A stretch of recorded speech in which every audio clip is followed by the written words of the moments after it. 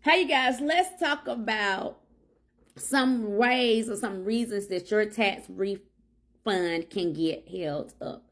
Now, we need to be reminded that once we send your tax returns out, or even when you submit your own tax returns, nobody knows when you are getting your refund because the IRS can flag it and make it take longer than the usual 8 to 21 days. Now, I'm going to go over some reasons why, but I'm going to tell you this. Every year, people returns get flagged.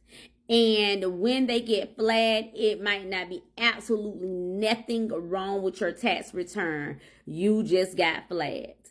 And so anytime a return get flagged, what happens is now the IRS has to have someone manually review your tax return and then release your refund. So that's one of the reasons. Okay, not reasons, but that's what usually happens. Your return might not never have got held up before, but this might be the year that it get held up. And it's not because somebody did something on your return, even though that could happen as well. But it's not because somebody did something on your return. It's because you got flagged and that's what happened.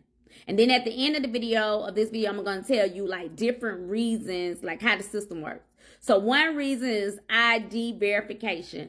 A lot of taxpayers get flagged for ID verification. And what happens with ID verification is you have to go in, answer some questions, and verify your identity. I think another way you can go in is if you sign into your account, that might speed the process up.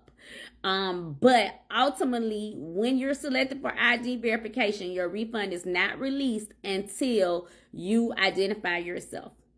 Another reason is wage verification. Sometimes some employers do not submit your documents to the IRS in time, and they select you for ID verification, wage verification. And then sometimes you